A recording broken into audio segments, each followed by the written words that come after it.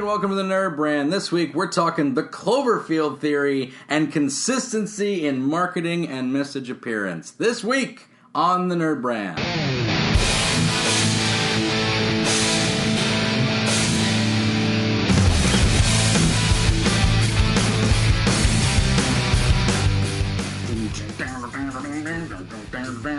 Are we still doing that?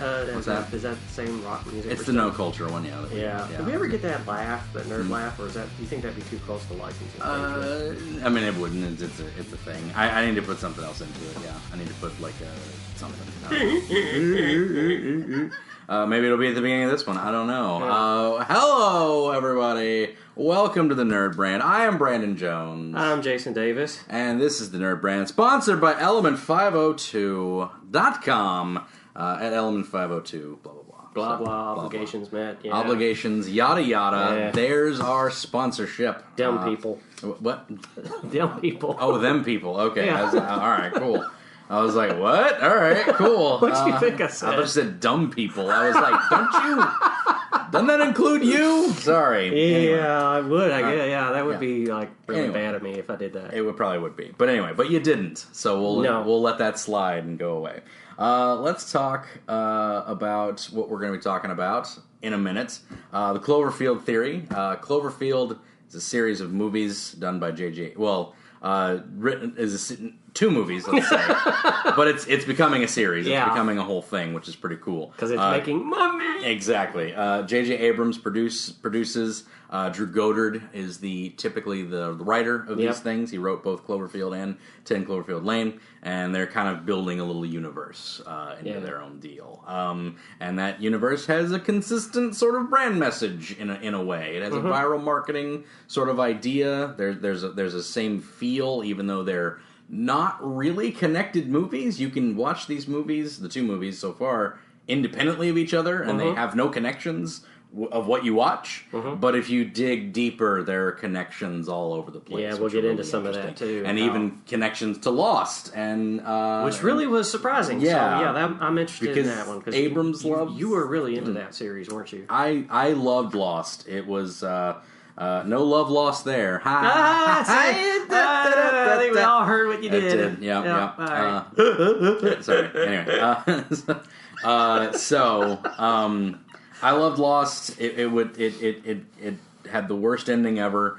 I make no apologies about that. It's terrible. I still say seasons 1 and 2 of that show are phenomenal television, and anybody should watch it. But then it just sort of goes downhill. So there's some parts in season 4 that are really good too, and then seasons 5 and 6 and however many more that they split up into 1,000 pieces because writers' strike. You know. Oh yeah, that did happen during that. That's what killed it, man. I'm in full belief that's why it went downhill as badly as it did. Season 3 wasn't great, but it picked back up in 4, and then 5 and 6 just faltered completely because writer's strike. I mean, it killed so many shows. It killed Heroes, Prison Break. We should do a whole thing about the writer's strike and what it spawned. That would be actually pretty kind of. That's a good idea. There we go. Put that on the docket. Yeah, mark that. We should have like a docket of like stuff we're going to talk about because we forget this stuff like a week later, like after we're done. Yeah, we really do. That's the way that goes though, because and I didn't bring a pen, so I didn't write that down. That's fine. I'll mark it down on a notebook here. Anyway, but before we get into all that, let's get into a what the tip. What the tip?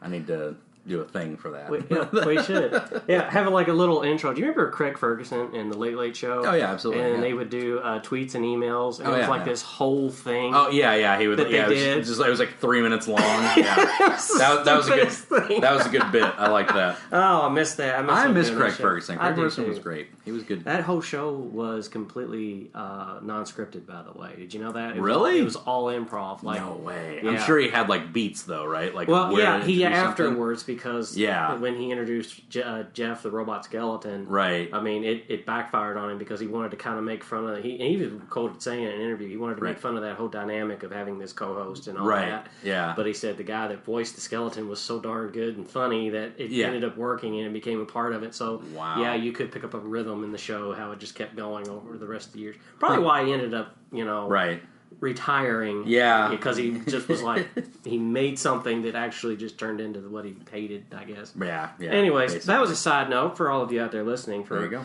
If you're interested in that. But the tip is... What the tip of the day is...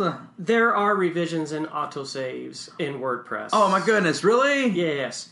Depending on the hosting platform you're on, let's put it this way. If you're not on a recommended hosting platform of WordPress, you probably aren't aware of this because that provider may have just turned them off. Right. Because there is this thing where it does an autosave based upon a certain increments of minutes, and then it keeps saving into infinity and beyond. Yeah. And that's kind of the bad thing about revisions in WordPress. Yeah. The good thing is you can actually either through a plugin or through the config file limit those as well. And you can also, there's a plugin called WordPress Heartbeat, which you can install, and it will change that revision of both the Ajax and how things work on the back end. So it helps things out a little bit. So, but what it does, it allows you to save.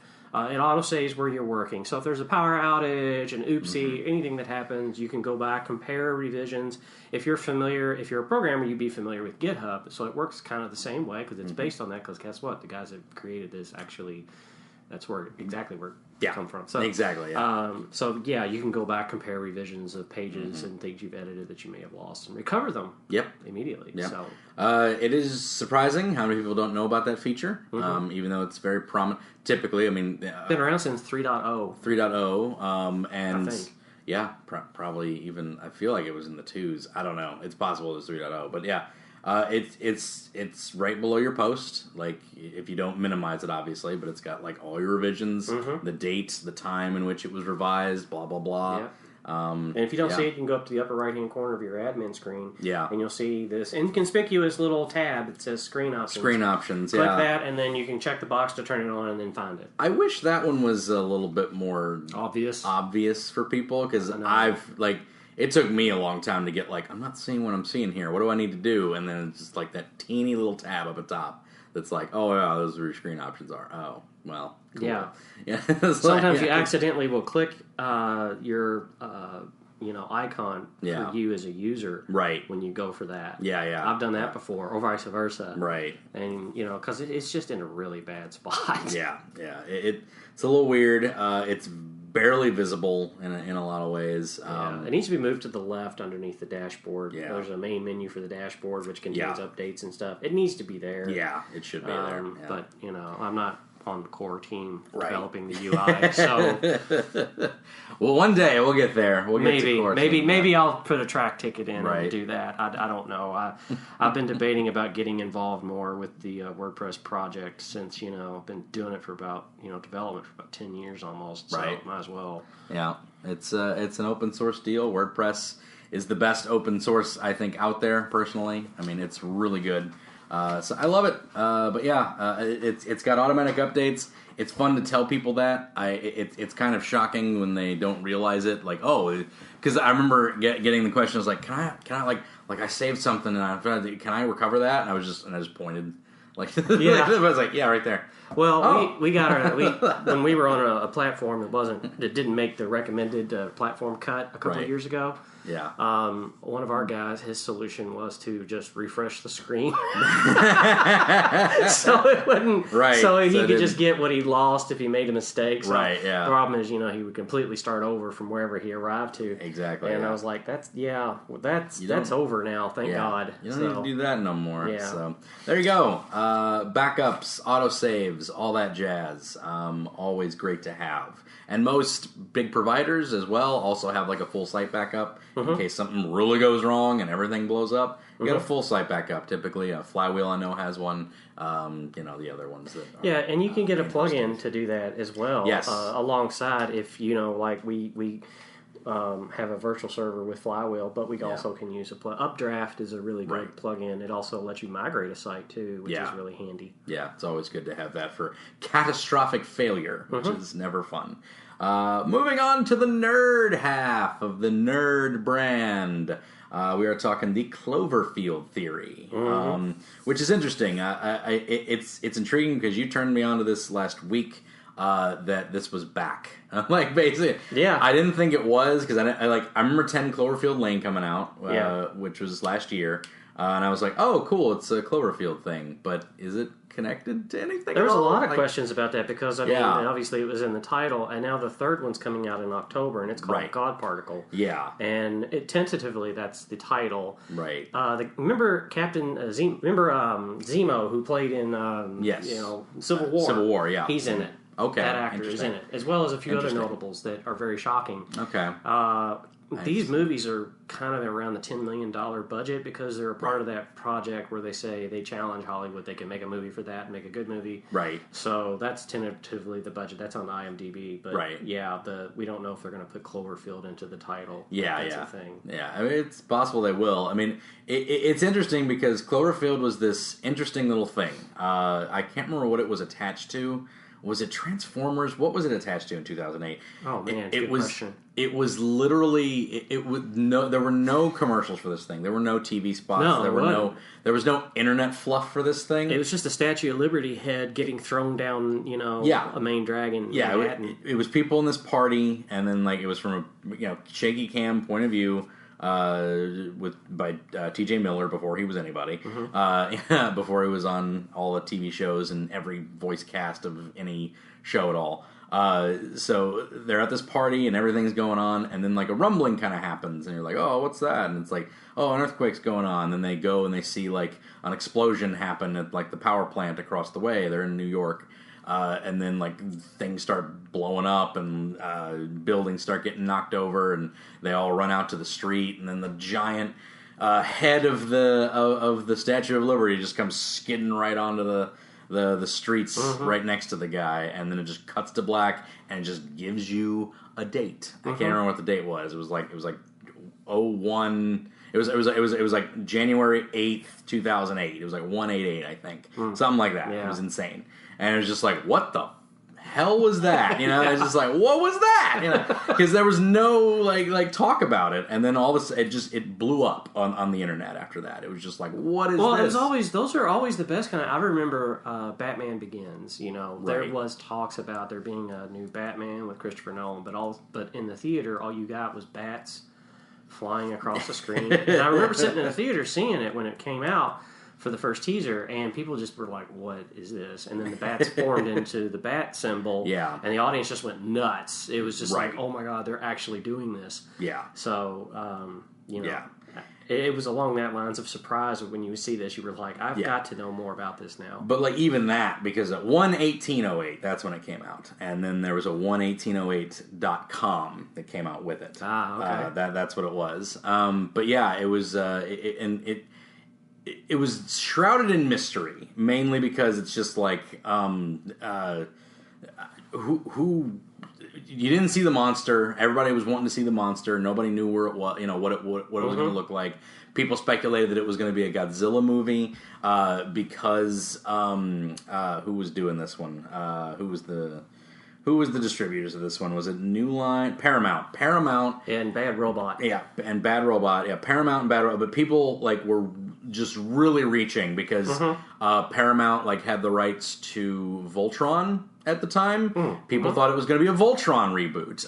People thought it was going to be there were so many things that people were just speculating what is this going to be? Godzilla reboot. Oh goodness! But it's just its own little monster movie. I don't know if it lived up to the hype. I enjoyed it. I thought Cloverfield was fine, but it kind of just got kind of middle of the road reviews, if I remember right, and not as much fervor as the actual viral marketing got for it. The viral marketing, I think, was more successful than the movie did well, but it was the viral marketing for it was got more fanfare than the actual movie did when it came out, because it was just I feel because a lot of people put their own. What happens when you're vague about something? People put their own, identity on something. Right. It happens all the time. And then when that identity doesn't turn out to be true, people kind of like backlash a little bit. Yeah, they're like, that's not what I thought. Yeah. You mean it's literally just its own monster movie? Yeah, well, it's like Deadpool. Deadpool's doing viral marketing. Right. And they're doing it again. Right. And who Deadpool is. Exactly. So your expectations are clear when you go in. That's an established thing, which is interesting. Like, and Batman as well. So, like, when you have the bats and then, like, the bat symbol shows, like, oh, Batman Begins, oh my god, new Batman movie, it's gonna be great. And it was, but it's like because it's Batman. But anyway, a lot of viral marketing onto this thing. The first thing I noticed when I was younger, a kid, 2008. Anyway, when I was younger than I am now, a spry in my 20s. Basically. Oh god, I would love to be 20. I know, right? It'd be awesome. But anyway, so when I was spry in my 20s, I noticed this website 11808.com. And there were nothing but pictures on there. A few of the first pictures were there were like 2 pictures when I first went there. Were a few shots of the party and like a shot of a desolate street. And that was like it. And you could like they were like flash, and you could like flip them over, and like there would be like little things written on the back of them. And I don't really remember if anything had any significance or whatever. But every week a new photo would be added. And it was just sort of like you were kind of waiting for like the monster photo to be added or something. You know what I mean? Yeah. It was really interesting because you could like drag the photos with your mouse. You could flip them over with your mouse. It was very intriguing. But also, if you're on that site for a long time, I think it's an hour and 18 minutes in, the monster roars at you. Like from, jump scare? Yeah, from out of nowhere. So, of course, I had that open in a tab one time late at night, and I hear the monster roar, and it freaks me the hell out. Because I was like, oh, jeez. Is my apartment haunted? Yeah, it's just like it literally took me a bit. Like I was like, "What? Ooh, what was that?" Oh. Yeah, because like it wasn't even like it wasn't even confirmed that it was a monster yet. Obviously, because you don't know. There was even speculation that it was the smoke monster from Lost. There was even speculation of that because a lot of the posters just had like trails of smoke wherever it was going. It was just like, is this connected to Lost? Because there were other things that were kind of connected. This Slushy... Slusho. This Slushy type company called Slusho, which is a Japanese kind of cartoony slushy group. Yeah. This is a purveying thing through a lot of J.J. Abrams' stuff. It's a fake company. It's kind of like Red Apple Cigarettes for Tarantino. Red Apple Cigarettes is a cigarette company that's in all of Tarantino movies. It's not a real company. But Red Apple cigarettes are in all of his movies, even Hateful Eight and all that. It's like these old, but... Didn't know that. Yeah. I'm not really a Tarantino fan. Yeah, exactly. If you look at any of his movies, you'll see a Red Apple cigarette pack or a cigarette poster, and it's Red Apple.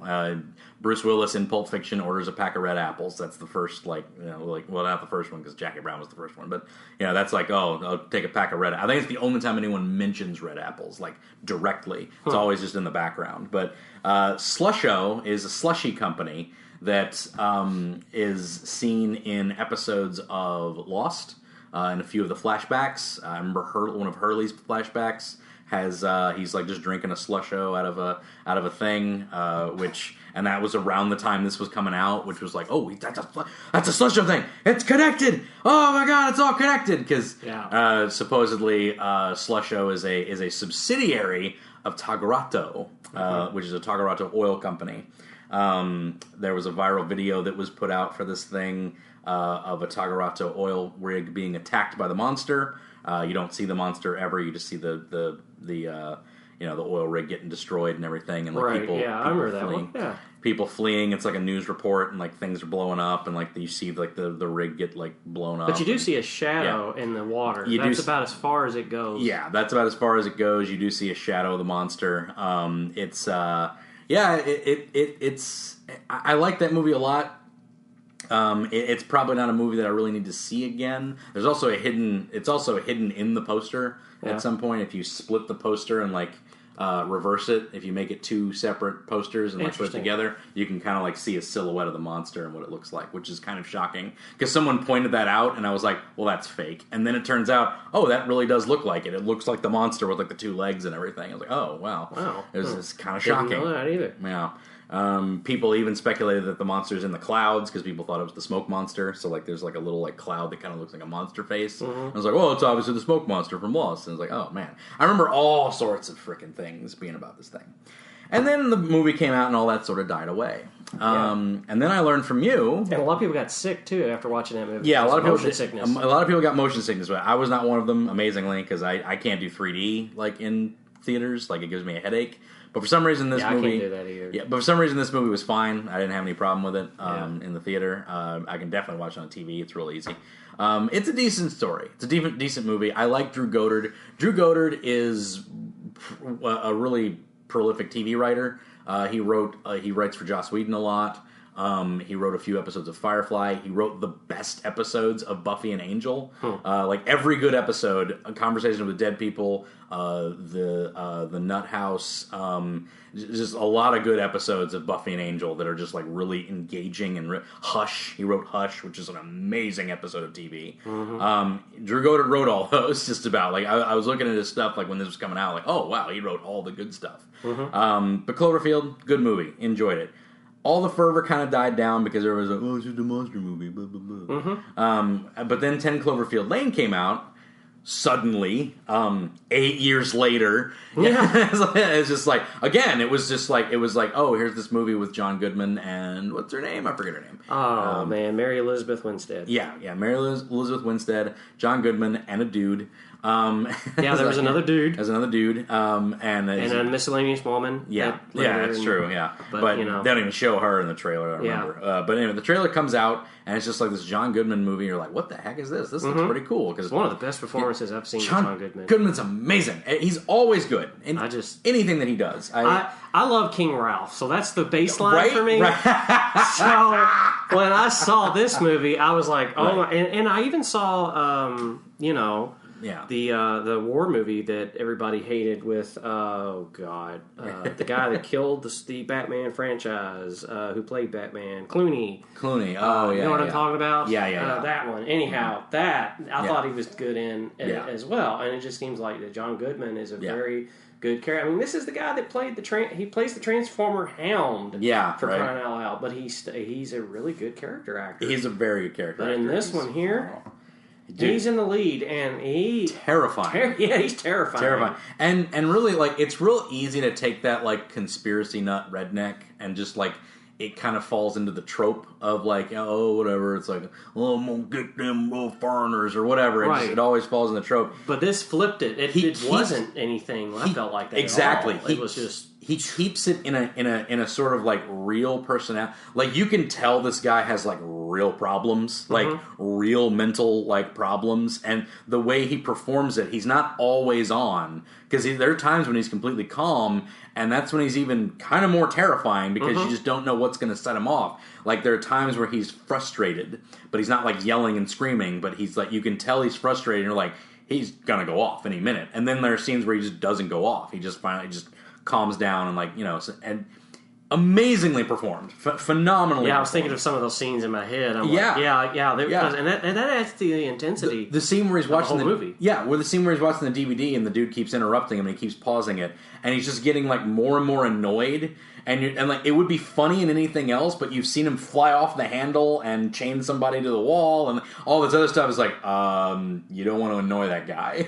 He's unhinged. But then they even like kind of like bring sympathy in at some parts where you kind of like feel for it, and then that view kind of gets subverted and but then it gets brought back. Like they keep subverting and bringing the viewpoint of him back in, which is brilliant. I will not spoil anything about the ending. I think this is a movie that people need to see. The ending gets a little convoluted for me. I think they could have just done with like a little bit of what they did at the end. You know what I'm talking about. I'm not spoiling anything for anybody because I really do think people should go into this movie blind, honestly. I think they could have used a little bit of it and then just kind of went to the end where she decides to go left and not right. At the end, because that's the whole point is that she's at the beginning, she's this like she runs from her problems, she never confronts them, and then this whole situation forces her to confront the problem that's in front of her, and then decides she's going to confront the problem that's there now. So she goes left. Yeah, which makes it really hard to kind of talk about the third movie in this, because it is a little bit. If I say I got to watch what I say now after you set up that precedence of not wanting to spoil it. Yeah. Because the third movie, God Particle, comes out October 27th, and it's in the same exact storyline. Mm-hmm. Interestingly, it happens the way these movies are done. Yeah, it's in real time in the events in Cloverfield were in 2008, and the events that are happening in 10 Cloverfield Lane are around, and this is going to sound weird, March 7th of 2016. Oh my gosh! And we know that because of the date that was on the calendar of her phone when she was in there. So there's a scene of an iPhone 6. Right. So that's the thing that's in there. Now, God Particle takes place before Cloverfield Lane. Right. So it is a prequel. Right. And it takes place in space. It's a space thriller about astronauts who are finding out that something's happening to them, and they are struggling with what happened. They're in an alternate reality now. Something has gone on. Interesting. I don't know if I can say much else from there. If you want to go to IMDb and read about it, go for it. Because I don't want to ruin what you just set up. But it's fine. Yeah. That's the expectation of it. But it is a prequel. But again, like the weird stuff that happens in 10 Cloverfield Lane, there's no direct connection to the monster of Cloverfield, right? That we know of. Now, J.J. Abrams has come out and said that the monster in Cloverfield is dead. Mm-hmm. So there is continuation apparently here. Yeah. And what's going on between all this stuff is kind of, weird. So. And he's being cryptic, and he is. He's doing his thing where he's just like we accused him before. He's a liar. He's a liar. And I'm totally okay with that, because when everybody's trying to get the scoop, he just won't admit it. He just won't admit anything. He'll slide in something, and you're like, man. One of my favorite comments ever about 10 Cloverfield Lane is when someone directly asked him, "Is it connected to Cloverfield?" And he goes, "I don't know." Yes, you do. You know if it's connected or not. But the best way that I heard him describe how this is kind of working out is that there can be some perceived connections between everything. And again, he could be lying. It could be all connected, and he's just got a master plan that's waiting to connect them all or whatever. There could be perceived connections, but the idea behind this Cloverfield label is to kind of, I think it's just for Drew Goddard to get these crazy ideas out of his head, because he just loves writing this kind of crap. If you listen, do we even know where Cloverfield come from, the name? Yes, it was it was apparently the name of the file in which the movie was named. Like a military file. The military file was Cloverfield, the Cloverfield incident. That fits because, and that's where I would argue that it is directly connected to 10 Cloverfield Lane, because Howard Stambler, the John Goodman's character, worked for the military. Worked for the military, and he was apparently involved with the Cloverfield Project. I feel like what happens in 10 Cloverfield Lane is directly connected to Cloverfield in a way, in that way. You can watch these movies completely separately of each other, and they have no connection whatsoever directly. Right. But when you start delving into this viral marketing genius, you start realizing he worked for the government. He probably saw that Cloverfield video, which was the monster video. So he knew something was interesting, something was up with that. He saw the video in which you see because there's back in Cloverfield, there's a video of the whole thing shot on an old video, basically, and it keeps skipping back to what's being re-recorded over throughout the movie. It's a brilliant little way to kind of tell narrative throughout the whole thing. So you keep seeing the week before this happened, before he broke up with his girlfriend and before the city was attacked by this monster. It keeps skipping back to this day they had at the pier, and everything. And at the very end of the shot, at the very end of the movie, when everything blows up and everything's bad, and it cuts back to them at the day of the pier on a Ferris wheel, and you see a little smoke trail in the sky kind of come down and land in the water. And it's what was that? And it's very hard to see, but when you see it, you're just when someone points it out to you and enhances it, it's kind of insane. There's a picture of it right here, but it's the Clover. It's just this little trail and a sploosh. Save that. We'll post that on our Facebook page for this podcast. Absolutely. So and it's a little sploosh, and it's really hard to see, especially when it's shaky camera moving and everything. But when you still it down and you kind of look at it, you can see the whole smoke trail.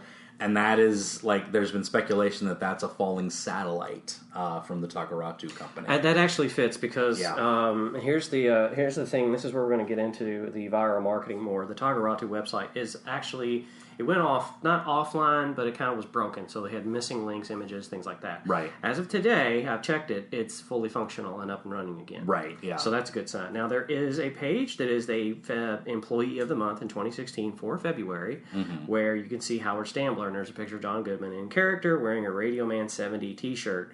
Radio Man 70 takes you to funandprettythings.com, which is a private chat site for between him and his daughter, because his daughter and his wife are estranged. So you can actually go there. Wow. His daughter in the movie liked Pretty in Pink. Yeah. And he always makes that in the movie in 10 Cloverfield Lane. She loves Pretty in Pink. She loved Pretty in Pink. That's the DVD he was pausing the whole time. There's a grid format layout to this website, and one of the grid formats is a scene from Pretty in Pink where the main character was sitting at a computer, and it asks the question, do you want to talk? If you click on that image on funandprettythings.com, it will ask you for a password. Put in the password with spaces, all caps, or all lowercase. Do you want to talk with a question mark? And you will log in, and you can see the monologue of Howard sending messages to his daughter with links in every message to date. And it gets weirder, trust me. As you go through that thing that you mentioned is in there where he talks about a satellite, and then he provides a link. This is a real link to a real event on space.com where they launched a satellite into orbit whose payload was top secret. Not making that up. That's not a part of the marketing. They're just taking that and applying it to the marketing and saying that's a part of this story. But that actually did happen. That was a thing that happened then. And you can watch this launch and all that. And then he goes into this rambling about how it's not this, it's this, blah, blah, blah. I'm trying to not spoil anything for people that haven't seen the movie yet. Well, but anyways, it's a good thing to go and read it. It's really weird. Then it gets into, but it goes even deeper. The wife comes on and catches him. Well, it's not a spoiler to say that he does believe that this whole thing is an alien of origin, basically. He believes that aliens are invading. That's the whole purpose of the movie, because that's why he thinks that everything's going to hell. Okay, well then I can continue because it gets even more interesting. So his alien theories are not, There's about 6 or 7 messages in the site. And the second to last message is the wife responding, saying she caught him and she's calling the cops. You're this blah blah blah. Typical thing that you would think to have. The thing is, though, another employee who is actually on the Employee of the Month for March of 2016, which is when the movie events take place. The day before, actually, there's this guy that signs it as ND or N, and he sends John Goodman, he's talking to him, sorry to interrupt you, blah, blah, blah, kind of thing. Like, I know this is your site for you and your daughter, but it's happening, you need to do this, there's an urgency to this, and he provides a link. Now, if you click the link, it's an audio file, and the music, it's eerie. It plays music, and you're like, okay, but then it stops playing music, and it goes really loud. It's one of those. It's a ham encoded message. The code messages. Those things still exist, by the way. There's still like Russian radio number stations where that'll just play music, and then every now and then you'll just hear a. And it's a coded message for spies. And it's got an image in it.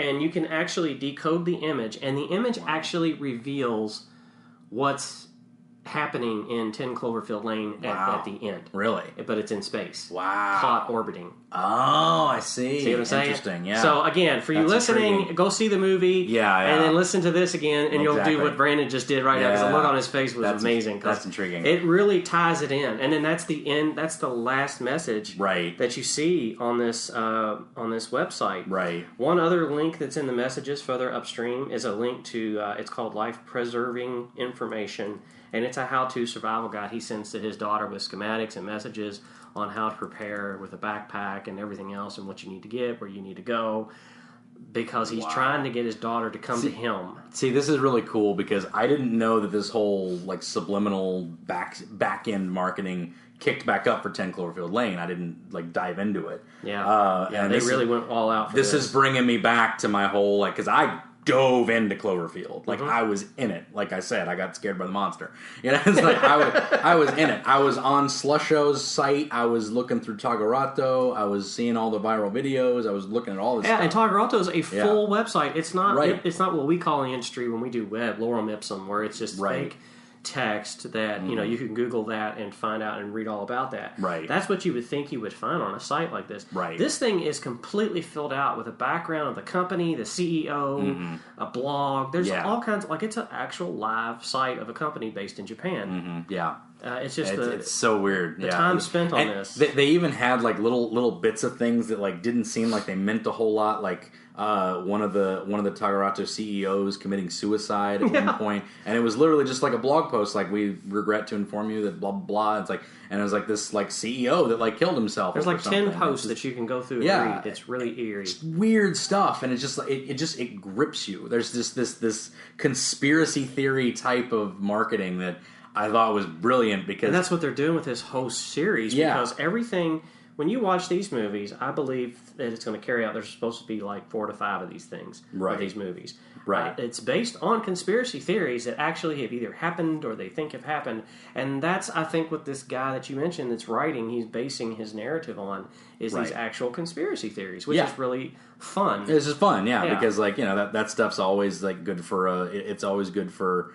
entertainment and for higher things if you're really into that sort of thing. But we've seen Slusho, which is a feel-good drink. Now, here's where things get weird, and I didn't put this in our thing here, but I think you probably know where I'm going with this. Yeah. There was, a while back on YouTube, a girl that was posting videos that were for her either fiance or boyfriend, and he was sending her messages. And so she's posting these videos. Well, she ends up going absolutely crazy, wearing a onesie, bouncing on a bed and everything, and then we don't see any other videos from her at all. Right. And people were like, what in the world was that? So here's what happened. So there's 5 of these videos that she did, and one of the videos she gets a message in a box from her boyfriend, and it says, put this in the refrigerator, do not eat it, touch it, but put this in the refrigerator, wait for instructions from and to hear from so-and-so. Right. Well, the next video she laughs it off and she's upset because, he's basically telling her that if you're getting this, I'm dead. Right. So she's kind of in this weird state. Well, she opens up the packet and she starts eating this stuff. Right. Yeah. The next video is when she goes crazy. Right. Yeah, okay? Obviously. So, in 10 Cloverfield Lane, if you are in Cloverfield, if you watch the movie, at the party, at the beginning, there's a blonde that is on the couch that is asleep. Yeah. That's her. Oh, okay. Wow. But she's not asleep. She's dead. She's dead. Interesting. She ate it raw. So therefore, it eventually rotted her brain or whatever, which is why the emphasis was on immediately freeze it. Yeah. Now, the theory is that this is the creature's blood. Yeah. Interesting. And that's how they make the slushy, and if you freeze it and consume it, and then you feel good. It's like an aphrodisiac or something, I guess. Right. Well, I mean, there's parasitic life forms living off the creature in the movie. They even encounter those. And when one of the girls gets even cut by it, her head ends up exploding. Yeah, so, it's the most horrific death in the movie. Exactly, yeah. It's because she's kind of getting sicker and sicker, and then they get found by the military, and what are you kids doing here? Oh, thank God, or whatever. And it's she's been contaminated. They bring her into a thing, and her head freaking explodes behind this thing, and it was just what? It was it was crazy, but that makes sense. It's because there's just this weird alien-esque type deal, and that plays out in throughout the franchise too. It does. There's something about these things in their blood or whatever they do that's toxic to us. They can do that. Yeah. It's intriguing to say the least. I don't know, because it's really interesting because they've doubled down on the whole alien aspect of it. Yeah. Spoilers, sorry if you didn't want to. You should have paused the video and go see 10 Cloverfield Lane. Yes, in fact, do that now. Pause and come back after you've watched this because it's going to be really hard to continue this without me spoiling it. Exactly. So the thing is, it's back in the day, he never said that the monster was alien in origin. He never said that. No, he did not. He was very adamant that it was this deep sea creature that was awoken by something, and then it woke up, and it's a child. It's it's terrifying. Yeah, because he came out and said it's a child. Think of it as a child. I think was his quote. Yes, think of it as a child throwing a tantrum and has no idea what's going on, and I think that's even scarier than something that's malicious. But now it sort of feels like it's a weapon. It's that this is a first, encounter of these things.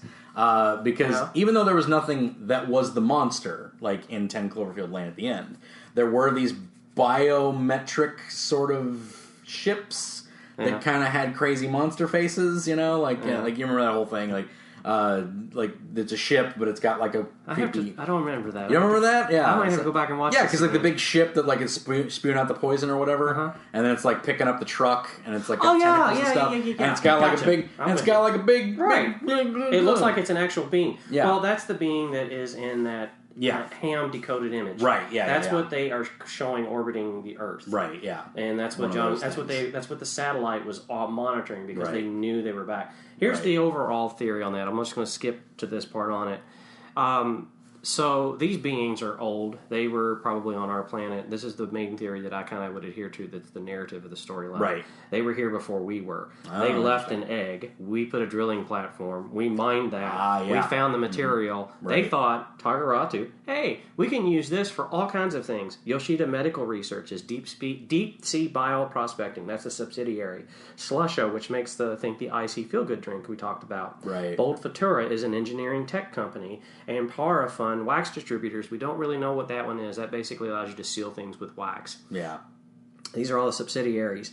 They all can be tied to this substance that they found. Right. And they're mining a substance. So they're really not mining oil. They have found this substance. There's an interactive map on Tagaratu that allows you to see all the mining platforms that Tagaratu has around the world. Right. And the one platform that we're talking about for the podcast and for the movie series is off of in the Atlantic, where we're talking about where everything started off in New York. Right. Yeah. So what they were mining is this substance, not oil. Right. That's the prevailing theory. Yeah. The substance is, think of it like, what a baby lives on. Right. Sure. When in the womb. Yeah. That's what this thing is living on. Like a placenta. Yeah, type. exactly. Yeah. Well, when we took its food supply away, it birthed early. Woke up, yeah. And that's what happened. Interesting. Now, somehow, that set off a giant baby monitor. See, that makes perfect sense. That set off a giant baby monitor to mommy and daddy out in the galactic universe, and they finally, in 2016, 8 years later, arrive, and that's what the satellites took a picture of. Right. That's why Howard dropped out of the Navy and then went to work for Bold Futura. He was tasked with monitoring satellite transmissions with the government, and they found that, and the guy, after he got fired, the guy that was still there that sent the message on Fun and Pretty Things, he was the last employee because that was the last date of the Employee of the Month page. Yeah. And he sent that to him, which is a picture to confirm that Howard was right. There's the being, which is at the end of 10 Cloverfield Lane. See, what's so brilliant about that, it's masterfully brilliant. It's brilliant. What's brilliant about that is that I'm sure that Abrams and Goddard, in their marketing, had no deliberate. I think they just put out the pieces, and they're letting people connect things the way they want to connect them. Yeah, and I think that's genius because they're not directly saying that this is anything particular. And they're letting the fans because fan theories happen regardless of whether or not you tell them exactly what's going on. Oh yeah, Reddit's got an entire thing for this. Right, I mean, it doesn't matter. Fan theories will prevail regardless of what you freaking tell them. If you come out, if the creator of a show comes out and says, that's not what this is, they'll be like, but it could be, right? No, it's not. But, so I think it's brilliant what they're doing is they're just this is all the information. Do with it what you will, and they've made these connections between that one and this one because he made this idea. He said himself that this thing's a baby, that it's a child, and it's from the subterranean. Then this guy who had this theory said, "Well, what if that's a blah blah blah, and that's a placenta, and that's this stuff, and that's it." And then mommy and daddy are coming from the outer space, and it's like, oh, it's amazing. That's brilliant because it lets people put their own narrative to movies that, upon surface viewing, have no connection whatsoever other than Cloverfield being in the title. Yeah. That's it. There's no actual connection, because the monsters that even show up at the end of 10 Cloverfield Lane don't really look anything like the monster from other than the mouth in the ship. But every franchise, I mean, like Marvel, we talked at them for, like the Thanos theory, which is actually turning out to be true. Yeah, the name Thanos actually gives you all the Infinity Stones and how they're connected to each other in every respective movie. You know, you've got Tesseract, I believe Heimdall with his eyes in Thor Ragnarok. Yeah. You've got what's the next one? The Ether with the A. Yeah. N is the necklace on Doctor Strange. Yeah. You have the O with the orb. And S is the scepter. And which is now in the Vision's forehead. And so this here has the same thing, I believe, with all these companies. Yeah.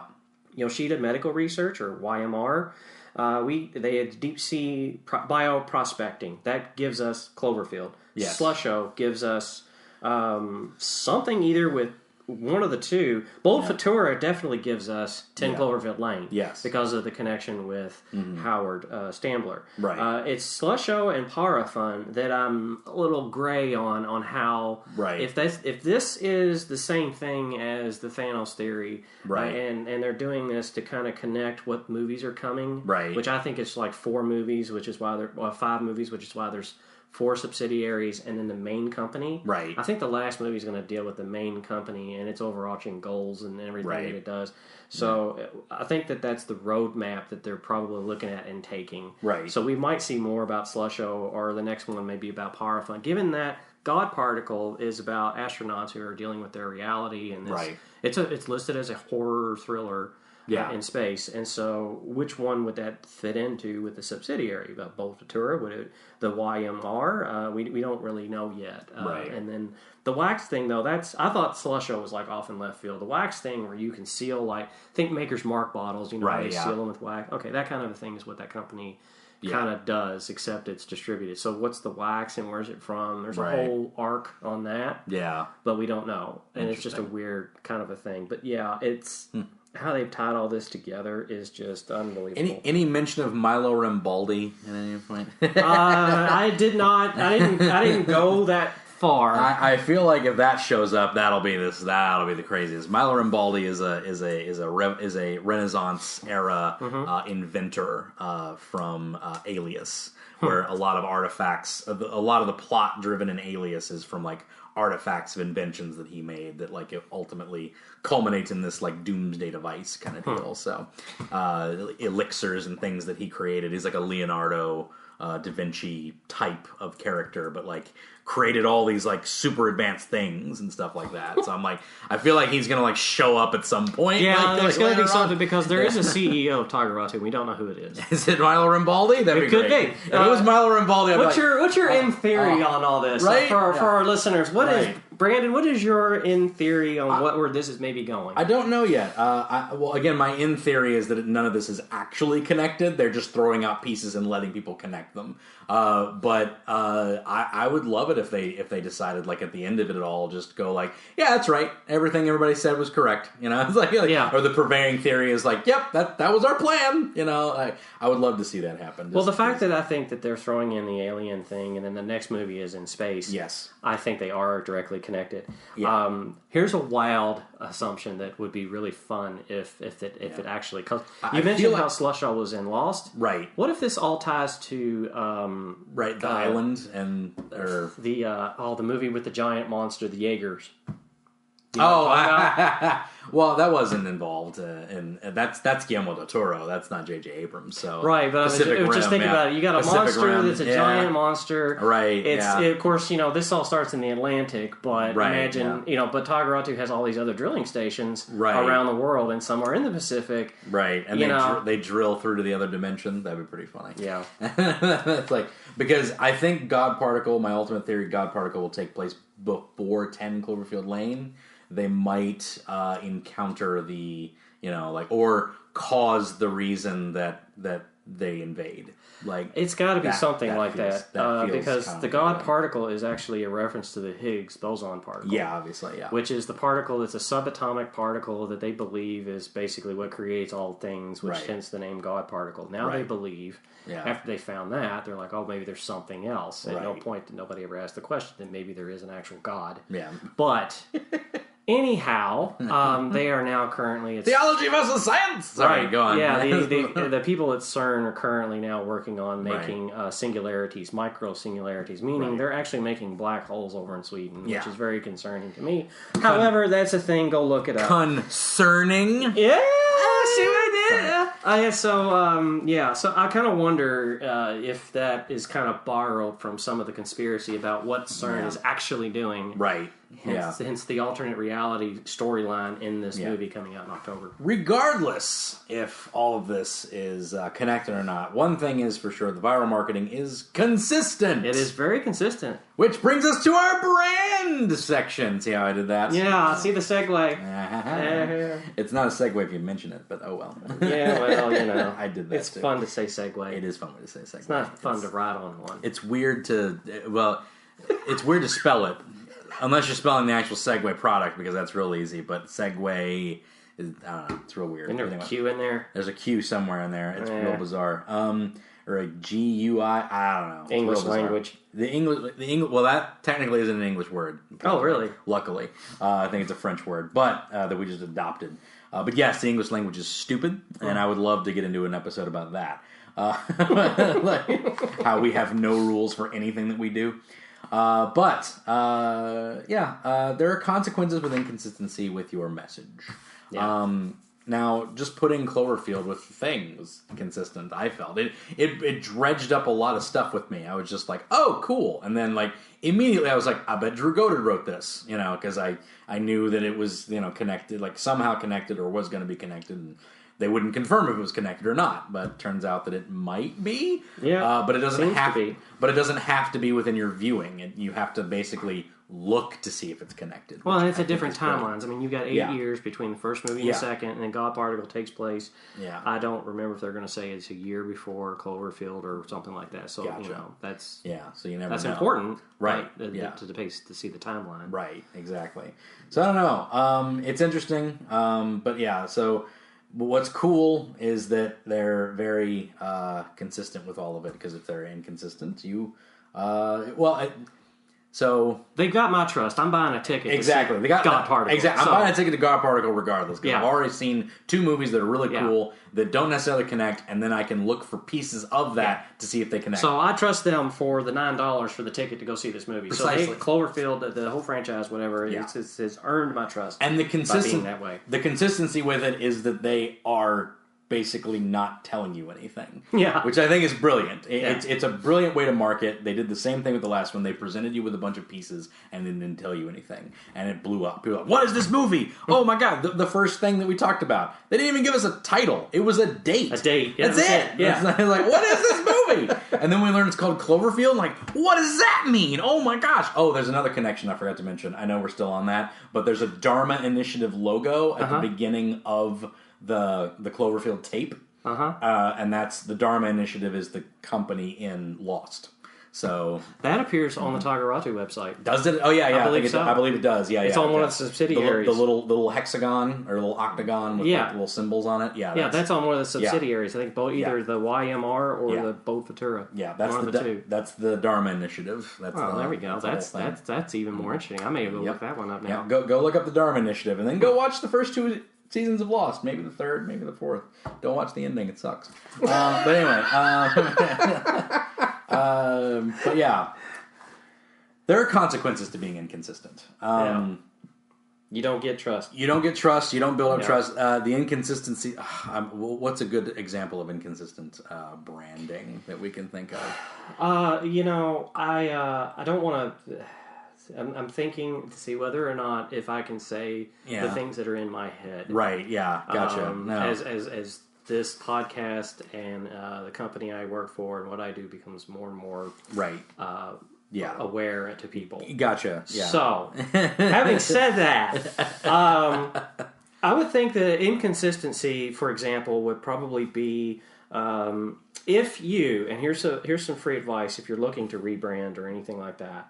Mm-hmm. Get every single printed and digital piece, and with digital, you would have to take if it's a website, screenshot it, print it out, lay it out on a conference room table with you and your team, and you will immediately see whether or not if you're inconsistent. Right. Yeah. Whether or not there's different colors, different design, message, tone, different layouts. Exactly. Simply like where your logo takes place. It's a reason people have those marketing packages that literally tell you where the margin of your logo goes on a website, on a piece of paper. Target's a good example, I think, right now. Yeah. In that their tone has shifted and the colors are very inconsistent. Yeah. They make really great videos with all these pastels, but their colors are not in there. Yeah. This isn't a very big deal because they're a household name.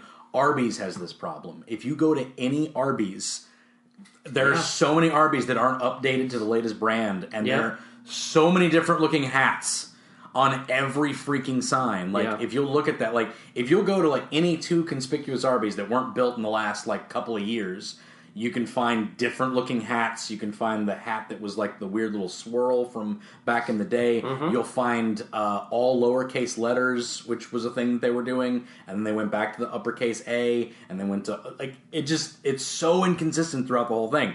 It's not that big a deal. They're a household name. People are going to go to Arby's to get a roast beef sandwich. I get it, but it's just so weird to me as a marketer, as a brand guy. It's just like you didn't like buckle down and like put some money out to have all your signs updated at some point. Yeah, because they're actually pretty consistent online. Yeah, and even with the television commercials. Yes, and then you can go to their Facebook page and see it too. Yeah, but every time they change, because I remember when they went to the all lowercase. And there are still stores out there that have the all lowercase. It's like when they build a store with that branding, they just leave that. They don't update it like ever.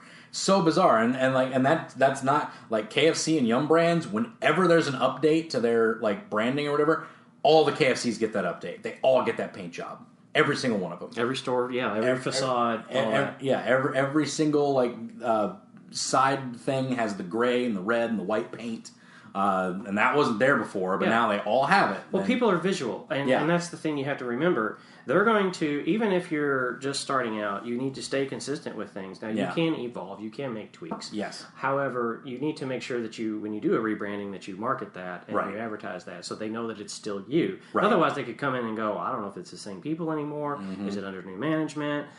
Is it just another company looking like this company? Is it just completely shady? Yeah, exactly. We don't even know. Exactly. That's very true. Yeah, and then that associates to poor quality. It leads to poor quality of not just yourself as you present yourself, but the consumer can go, well, that's a crap product. I'm not buying it.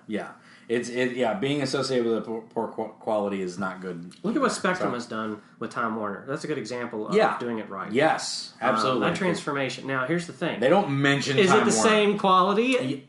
I would argue possibly, yeah. Possibly, yeah. I don't go Time Warner anymore. Looks pretty, but underneath it's the same. But it's a good idea because you don't want to be, because they knew when they took that over, they knew that Time Warner had a bad brand on it. They knew it. So they immediately threw it to the ground and stomped it dead and threw it in a gutter.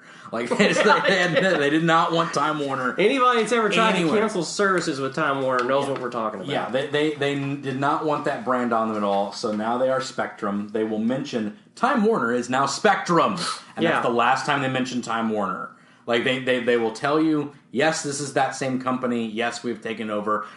Don't worry about them. They're in the background now. Yeah. Now it's us. And you're not going to see a truck that is not branded correctly with the right message, logo, and slogan. You're just not going to see that. It's a lot of dedication. It's a lot of dedication to do that. To take to because I'm sure they have to set aside like millions of dollars to go. This is what we're doing. We're dumping this brand and we're realigning with this brand. Yeah, and it wasn't done overnight. And my experience with things is that people don't like change.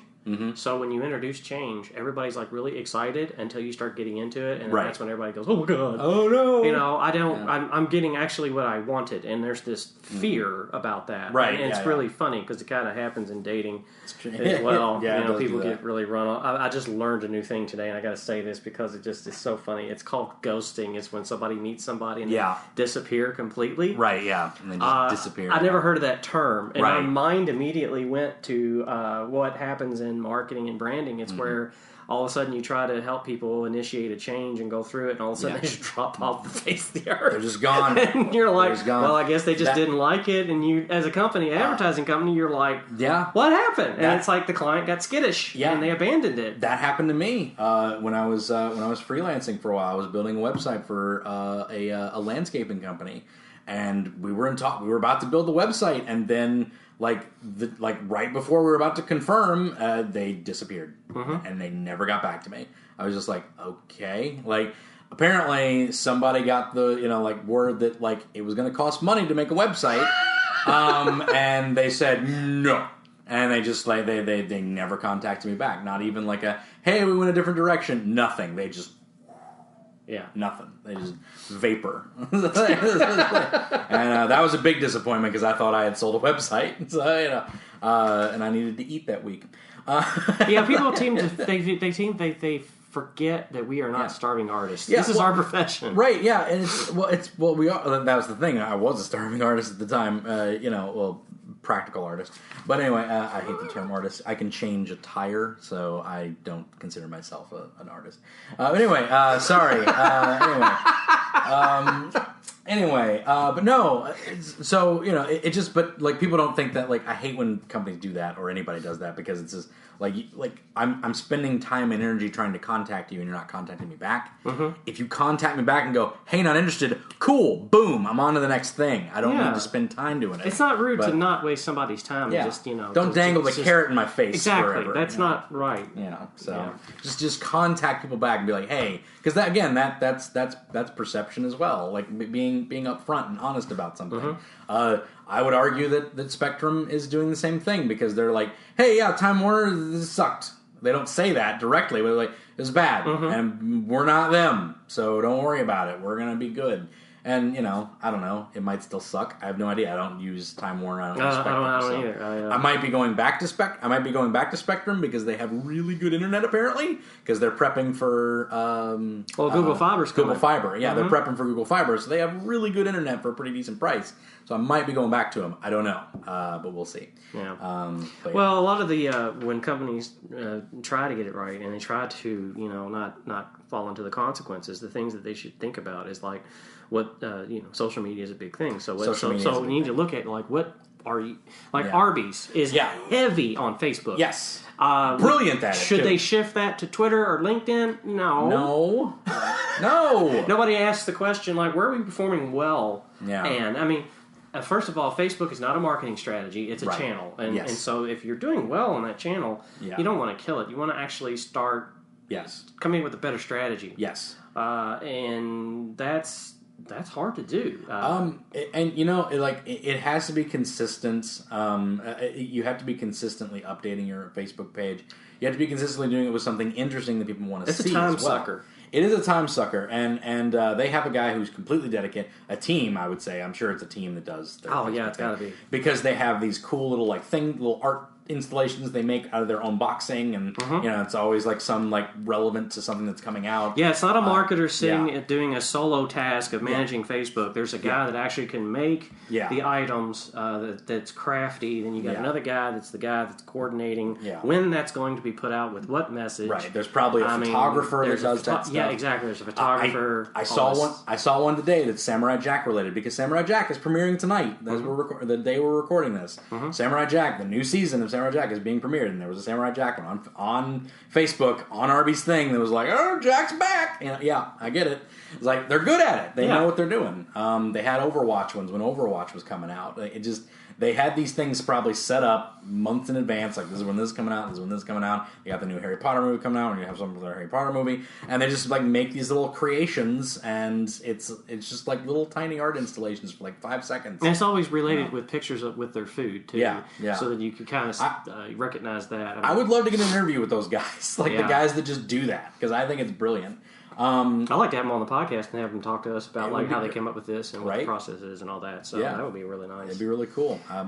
Maybe I'll reach out. I don't know.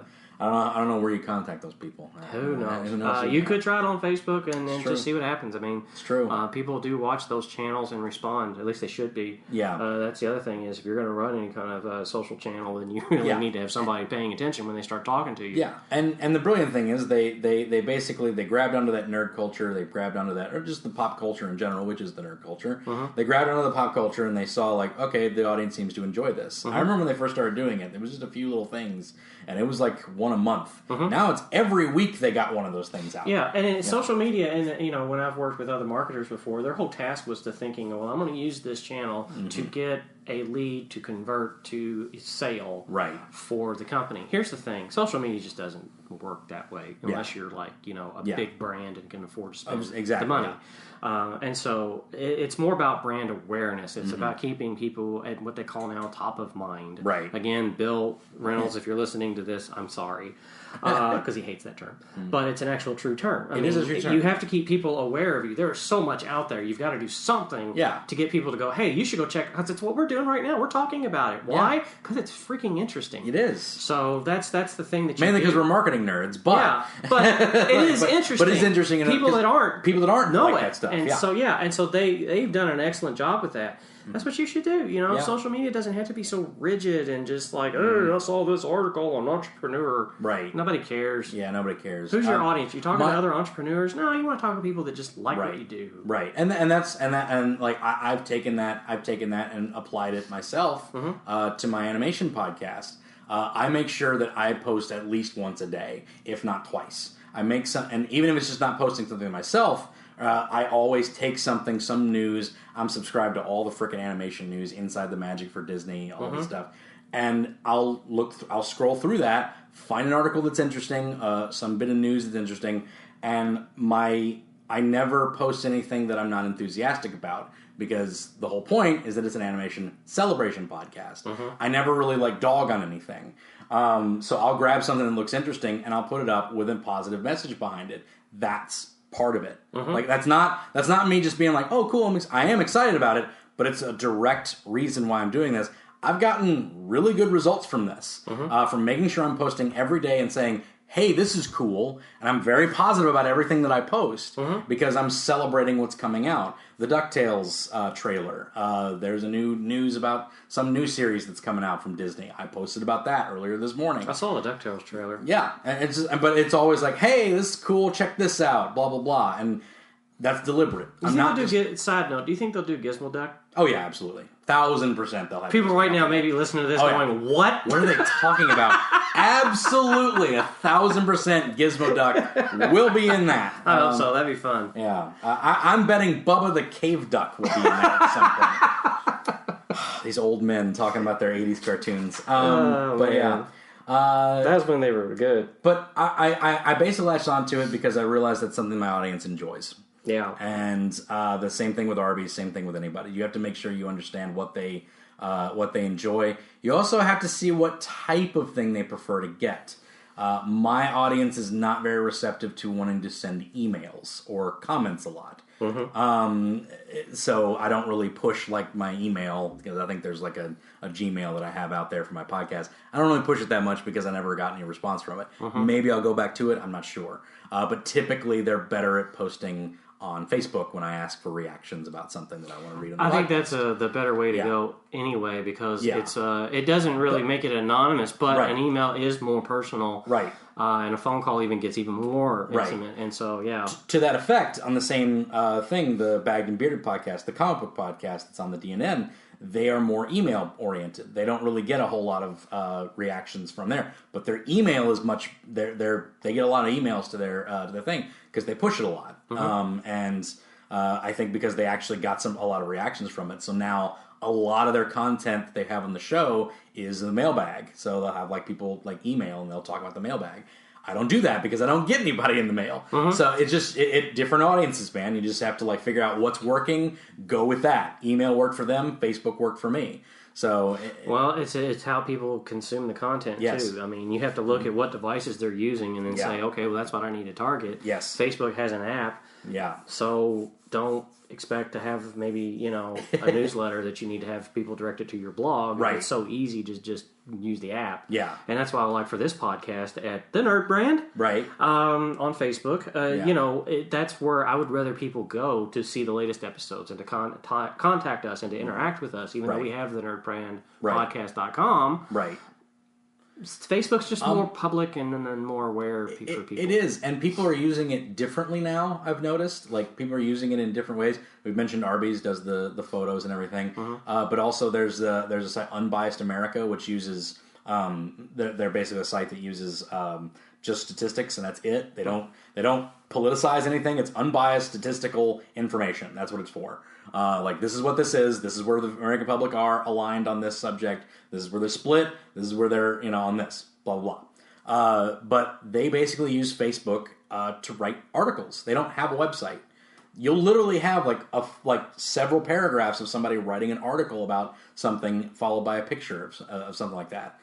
Date, name. It looks like a byline, but it's a Facebook post. Never seen that before, and I'm just like, that's interesting. I'm sure there's other places that do that, but that's the first time I've noticed it. To that effect, Ruby, RWBY, which is an indie animation company from Rooster Teeth, they'll have the characters of the show, meaning the voice actors from that show, post things under the guise of that character. That's crazy, you know. It's like, so it'll be like, hey, saw this, that's pretty cool, dash Ruby, and that's the character. I've seen that before, but it was a really long time ago. Do you remember? It's a product where you can turn anything into a whiteboard. So basically, it's paint. For like a little pint, it's like $70. You can get it at Home Depot. It's expensive stuff. Yeah, it's expensive stuff. Anyways, the company that makes that, they're this has been a long time ago, so it's not probably recent now. But their main thing when they would market themselves was on Facebook and YouTube. Right. So if you went to the website, you were just viewing, bunch of stuff on social media. Social media was what they were using to advertise themselves for about the product. Yeah. Because everything was so social anyway. Right. So the site would act as a hub, as a general about. That was it. There wasn't a lot of pages. Everything would take you out to YouTube or take you to Facebook or whatever. Yeah. So that's an interesting thing, including the blog. The blog was on Facebook. Exactly. They have a video blog on YouTube. That said, there are some places where Facebook gets zero reaction almost. I would say in the higher education realm of marketing for higher education, where I work at Capture Higher Ed, our Facebook doesn't get a whole lot of play, but our blog does. We went to this new content-oriented marketing because they get more reactions. It gets more posts and reshares and everything from the blog. Yeah. It's the audience. It's the audience. Yeah. It's not the students. It's the recruiters. It's the recruiters. It's the guys that run the school. Exactly, and they want to see a more newsy type of thing. They don't really care about the blah blah blah. Yeah. Like when we're trying to recruit students, we do things like a Spotify list. The students love Spotify. CEOs at universities don't care about Spotify. They have their snooty educational types. Well, we just did a poll here at Element 502 to ask people what music platform they like, and you can go there and just reply in the comment section on Facebook to the post and let us know what you like. And some of the people, we've had a lot of people give us feedback across different group pages and things like that. Right. Music is just one of those things that everybody can they can relate to. Everybody's got a preference and everything, and so I'd be interested to see some of the plans that you guys did with Spotify because if you're a brander and you're listening to this, or if you're a company listening to this, think you're going to get on Spotify and have a brand page, you better have over $25,000 a month to spend on an ad campaign. Otherwise, they ain't gonna talk to you. Yeah, I mean, all we did was just use a custom list that you can just download, basically. So, but it was all from students. It was like students' favorite. Like they would. It was all like students, alumnus from that school. It was like, hey, here's a Spotify list from your school, basically. Like this is from people that go to that school, and that interprets, like identity. It interprets. These guys are like me. They like a lot of songs that I like. You'll be seeing a lot of these people. You'll be seeing something like that from us at Element 502 here pretty soon. Yeah, because we've got guys here in this office that all of us have different tastes. Right. I remember Tim came in one day and I was listening to Van Halen, but I was listening to the Hagar Van Halen. Right. Yeah, it's Van Hagar. Van Hagar, and he was just like, "You like Van Halen, but you don't like David Lee." I was like, "Yeah, I like David Lee Roth, but." Yeah. Sadly, he didn't give them a platinum and 2 gold albums. It's true. That's a good point. It's a good point. But there you go, man. I think that's all we got, man. Right? Conferences and events, I guess, is another thing that type. Yeah, if you got an audience that's going to that, then it might be worth for you to invest the time into advertise at one or be at one. Yes, so your presence is there. We do that at Derby City Comic Con with the DNN every year. We typically get a booth. It's the most successful booth that we have. Because we have a whole bunch of we're all a bunch of nerds, so we collect little tchotchkes, like BS little tchotchkes from loot crates and nerd boxes and nonsense like that. So we have a bunch of nonsense that we just put up on the booth, and it's just like, spin the wheel for $1 and win a prize, and that's it. We get like hundreds of dollars off of that because we have tons of dumb tchotchkes. It's just like it's crazy. So and that just goes back into the DNN fund for marketing for the next booth. So. Hey, paid for the booth, awesome, and that's how that works. So it's just little things like that. You just got to know your audience. Like we have dumb little nerd stuff, so we go to a nerd con and pound it off on the nerds. Yeah, dorks. And that's something that we should do when the cons start back up here in town. We should probably go to one as the podcast and do kind of like a maybe a little bit of a live podcast on the floor or something. We may look into that. Yeah. Just to kind of see how folks are doing it. Because the nice thing about doing some of those things are if some of the things like what you're talking about, the DNN network and all that. Right, yeah. Going in that and showing that, like, here's the visual to this. Because I know on podcasting, it's all audio, so you have to take our word for it. It looks really cool, but you can't see it. So we've got a post for it and everything on theelement502.com where you can look at this podcast. You can also check us out. Where else? Our primary real estate is at NerdBrandPodcast.com. Mm-hmm. And then you can also check us out on the NerdBrand on Facebook. Yeah. Give us a like, share, comment. Subscribe. Yeah. Like, comment, subscribe. But any news from the sponsor today, from the Element 502? Got a new coffee machine in or something? No, we don't. We have just the same old 3-cup coffee machine that Bill brought in. We got a new printer back there that he got out of the trunk of his car. Yeah. New Wi-Fi password. You want to share that with everybody? Yeah. Well, that was fun. Internet's problems. Internet woes are always fun. No real big news. I mean, we are gearing up and looking at we've done events last year, and we're looking at what things we can do this year. Mm-hmm. Yeah. Looking at the budget that we have now, since our client base has tripled. Right. Since media marketers went out of business, the clients have elected to use us. Some clients went someplace else. Right. Because it wasn't like we did not purchase media marketers. We did not buy out media marketers. Media marketers went up and belly up. And Element 502 was in that fortuitous position to snatch up clients that elected and chose to do business with us. Yes, absolutely. So that was good for us. Good. We're just a bunch of honest folks trying to do good work. Bunch of honest old Joes over here. That is it for this episode. What's our next episode going to be on? What was that thing we mentioned at the beginning of this podcast that we've already forgotten? This is why we should write it down. So if you're listening to this podcast, go to Facebook and tell us what you heard and say, do that. What the hell we were talking about. Yeah, because we cannot... That's a good question. We're old and we've forgotten.